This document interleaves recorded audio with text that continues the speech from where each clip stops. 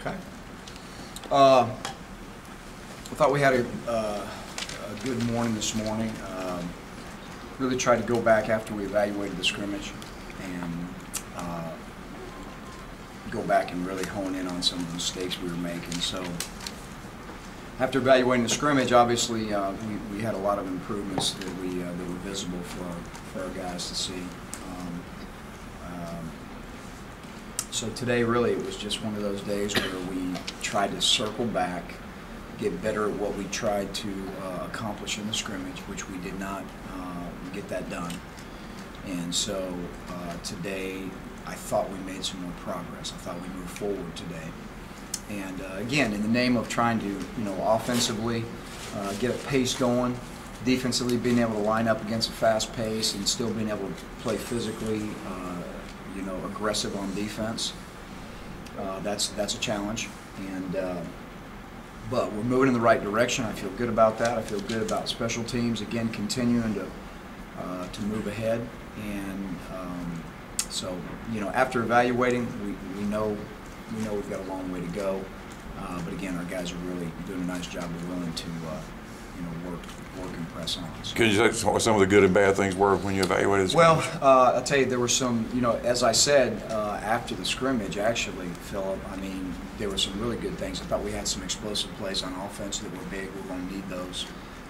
Also missed a couple of explosive plays that were there that we really could have had some big hits on, and missed a couple of those that you'd have liked to have back.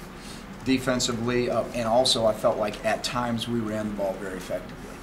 And so at times right now, with the continuity of our first group, I thought we ran the ball, the way we envision it being run. Again, we haven't arrived because there's too much inconsistency in there. Defensively, thought we did a nice job in third downs, getting off the field at many points during the scrimmage. I thought that there was times when we were really playing aggressive and physical on the runs. I thought our pass rush at times, our four-man pass rush looked good.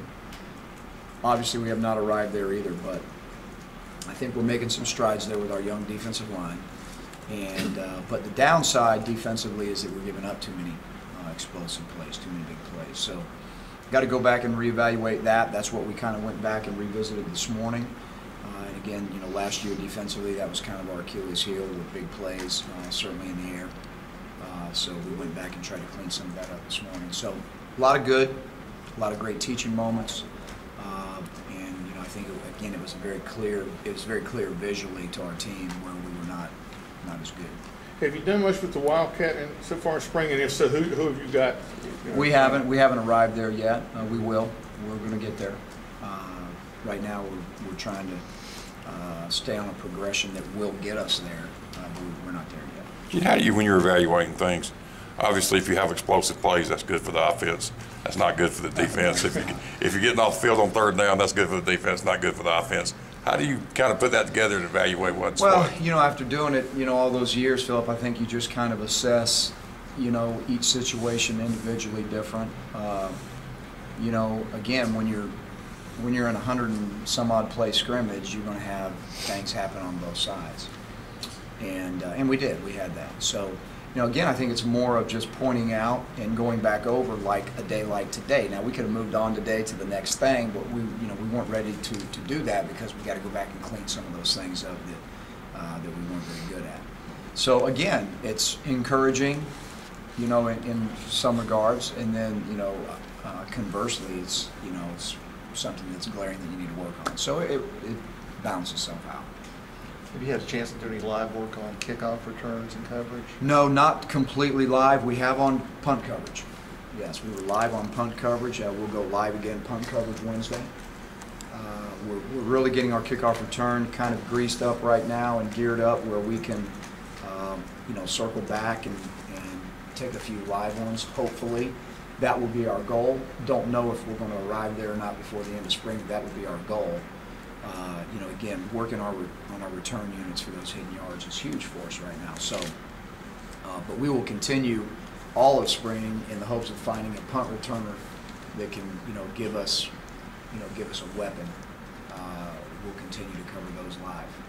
How about the field goal kicking and punting? How's that been so far? Well, you know, we're working through the mechanics of a new holder and a new kicker, and so you know we've got some different options there with our holders, but it's a work in progress. At times it looks really good, at times it doesn't. So you know, that's all about timing and you know getting a feel for the same person over and over and over again. Of course, Josh Harris does a great job snapping. We just got to get the other 2/3 of that. But we've gone some live in that, and then you know some not. But got a ways to go on that as well. Gene, and when you have to start over at quarterback with a new guy, and I guess Gus has had to start over with a new guy every year he's been in college, most of whom have performed very well. I guess Chris Todd being one, and Cam. But just how much comfort does that give you, knowing that, looking back at his track record about getting guys ready to play? You know, Gus is outstanding in terms of preparing quarterbacks. We all know that. I mean, his record in terms of what we've done offensively here while he's been here and what he did before he got here, I think speaks for itself. So it's very comforting in knowing that. At some point, we'd like to have a quarterback 2 years in a row. That would be the goal here. But it is what it is. So we feel good that you know in this offense, and again being in the offense now going on 3 years, one of these guys is going to have to step up to the plate and deliver because we know that you know in the past somebody has. So we don't feel any differently now. Somebody's going to have to step up and do that. Any movement there from the scrimmage? Coach, in a scrimmage, obviously in a full scrimmage, how much more of an evaluation can the coaches get of what's going on, and how much even more can the players learn versus just a typical practice? Well, I think you know a lot because you run the gamut of all the different situations that occur during a ball game, and so it's the most realistic picture we get, setting and everything. So the setting in the stadium, more realistic. You got the officials out there, so everything's being called exactly like it'd be called in a game. So there's no getting away with a misalignment. There's no getting away with an offsides. There's no getting away with a holding.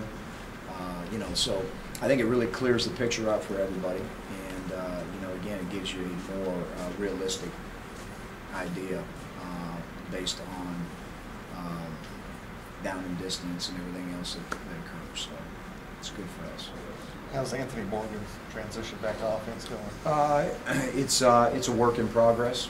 He's got a lot of work to do. He's got a long way to go. But again, he's working every day in that direction, and our expectations of him are still very high. We expect him to, you know, jump in there and be a part of this offense. And so he's got a long way to go to get there, but that's what our expectation is.